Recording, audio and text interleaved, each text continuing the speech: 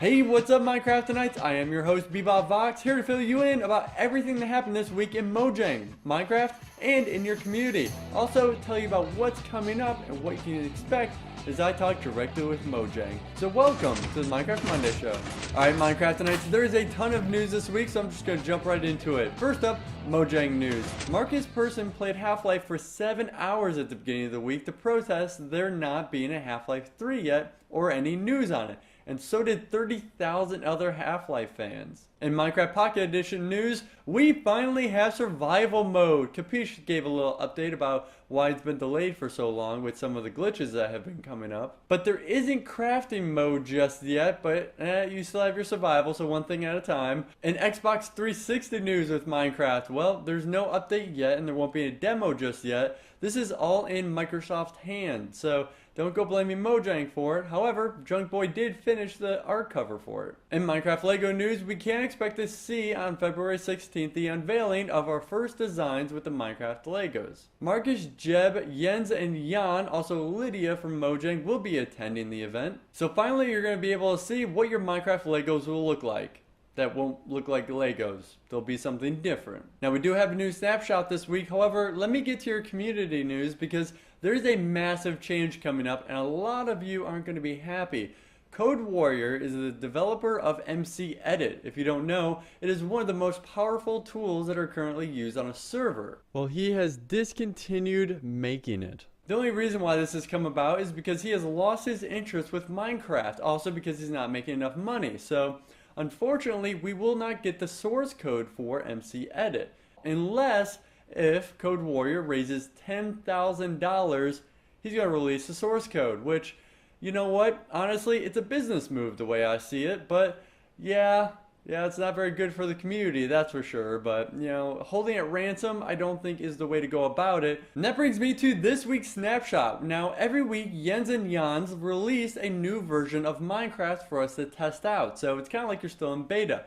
Now, this won't be given to the big public so that they get less people yelling at them when there's glitches, but now these are things you're going to see in the new Minecraft 1.2. And 1.2 will be released once everything is fully bug-free and ready for the massive public. Now, I did do a 7-minute video and I went very much into detail testing out all new aspects of this new snapshot. So be sure to check it out if you haven't yet and you like a more detailed version. However, here is a quick rundown. Now, I like to do more of these snapshot videos because this way you don't have to watch 5 videos that came out in 1 week about every little piece of a snapshot. You get to just watch one and get all your information. But you know what? Who cares about this week's snapshot? Because the only thing we care about is the black lines that are now removed when you're in F1 mode. For machinimers, oh yeah, you're gonna love that. Alright, but seriously though, this is possibly one of the most fun snapshots that I've reviewed in a long time that Jens and Jan have been working on.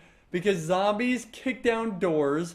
Now, they just kick down wooden doors. There is a glitch where they kick down metal doors that will be fixed. Now, I cannot stress this enough. It's only on hard mode and up. And it seems like they really love attacking villagers. They will literally chase them all over the map just to kill the testificates. Currently, testificates are just passive. However, Jan is planning on having them have some kind of defense. So, he doesn't want them to be completely helpless. Testificates also open and close doors now, and they run inside when it starts raining or when it's nighttime, or when they're running from a zombie.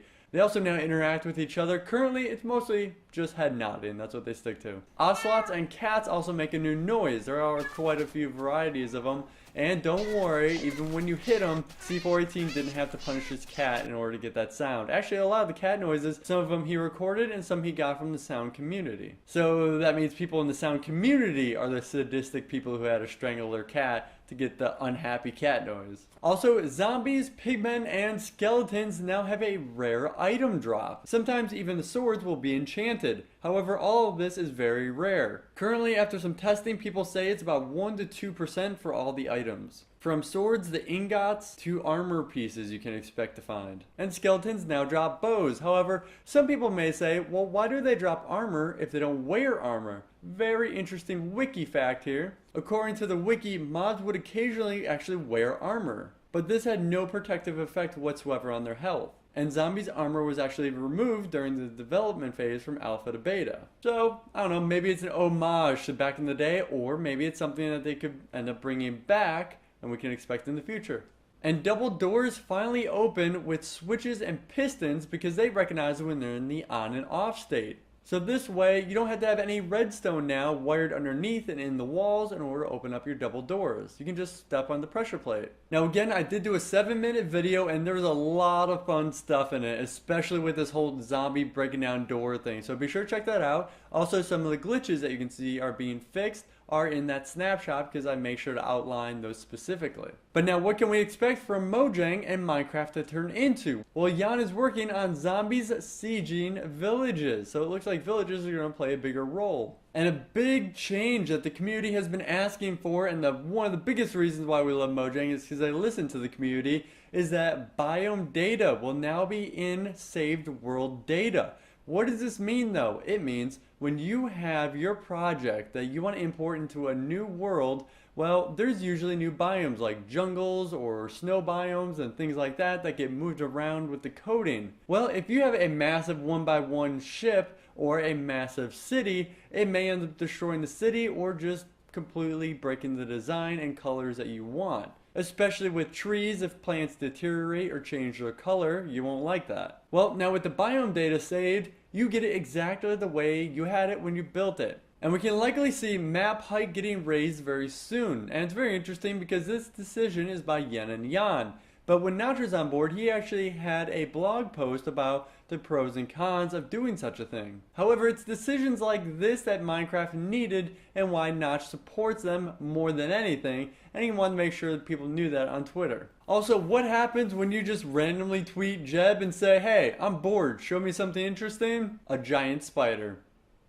Who knows what's going to come of this? Way to go. And if you enjoy South by Southwest and you might be attending, well, Lydia from Mojang will be attending to do a fan meetup for the gaming portion of it. Also, we get our first look at the new Mojang office and woo, is it beautiful. Nice little industrial look currently, but it's going to be themed the home of Mojang, so it's going to make them feel like they never want to leave and make us all jealous that we don't work there. So it is going to be an amazing office. I cannot wait to see how they decorate it. They have a very cool company coming in. It's one of the top designers in Sweden for most innovative design. Can't wait to see how it turns out. Now that's everything for the news this week and what you can expect. However, now it's time for me to support you guys within the Minecraft community with what you're doing. So first up, your videos. And your first one here is an awesome TNT programmable cannon. You can even adjust the distance and the amount of TNT that you want to load inside with these simple switches. And he even made another map so you can do some target practice. Your next video is for you redstone fans. It is a very interesting glitch that involves receivers and transmitters. This is no mods required whatsoever, and it basically works so you can redstone from the bedrock all the way up to the sky. The example he uses to show is a sky city and how to get up to it. So opening a water valve that you can just swim right up. The most important thing when using this receiver and transmitter is its orientation and where it's placed. So enjoy this glitch while you can because who knows how long we're gonna have it. And we have just a crazy amount of animation artists within the Minecraft community, and you guys just keep doing amazing jobs. This video got 250,000 views in just 5 days. It's an absolutely brilliant animation. I cannot say enough about it. Quality voice actors, great acting, and a great storyline. Now he does other animations as well that aren't always Minecraft related, all of which of course are top quality. And some extra videos for you. This is the fastest way to travel horizontally with a boat and pistons. There are tricks when it goes about making this, so he does a great detailed tutorial on how you can make your own. And big props to the Dead Workers party who made the ultimate griefing tool. Well, at least a video of it. An epic slow motion supernova consuming blocks. Yes, I definitely want this on my server. Now it's time for me to support you and your mods. More specifically, you machinima artists. So I'm going to be a little biased because I'm a big machinima fan. This is called the Camera Studio for Minecraft and it works for 1.1. This is not an easy mod to use whatsoever. It involves using waypoints and traveling along them. However, this is one of the most best mods that you see in all those brilliant time-lapse videos that are made. Better yet, if you get slow frames per second, it's a great tool for filming and then just speeding up in post. Like I said, this is complex, but any machinima artist knows it is worth it and all the time that's put into learning it. A new texture pack this week is called Corocraft. It's a 16x16 texture pack. It doesn't stray too much off from the basic texture pack, so if you don't want to change your default too much, where you have trouble identifying what's what.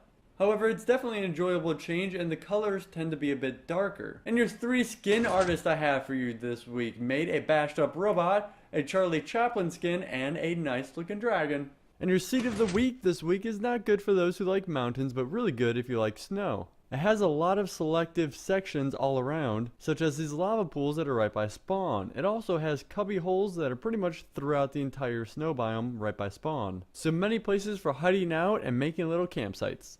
But in this week's Holy did you see that in Minecraft? I show you things that are fully downloadable where you can put them in your own world or try them out. A very interesting new survival world called 3 Bowl. Basically, it's like mini Minecraft world and just like many survivals that has main goals to actually completing it. And probably the most time-consuming build of a pixel art I have ever seen. It is a 5-layered pixel art image of Notch, and they even did a speed build video of it. Adding 5 layers definitely gives you a better depth of field when viewing this image and definitely helps out with shading. And yeah, it is downloadable in case if you want to put it in the sky or something. But like I said, all those links are below for you. Now, this week's contest winners for commenting and subscribing to the Minecraft Monday show. This week we're going to be giving away more Minecraft Monday t-shirts, so feel free to comment and subscribe if you enjoy the show. Also, if you need help, comment on the Creeper Bar question of the week.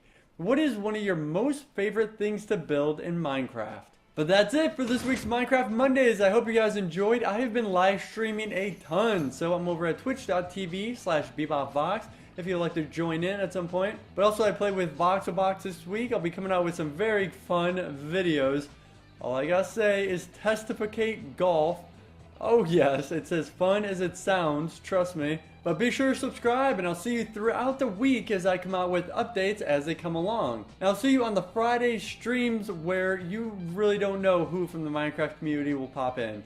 Usually, I can guarantee you're going to know who they are. But thank you for watching. I hope you share the show with your fellow Minecraft addicts, and I will see you next week. Happy Minecrafting and diamonds to you!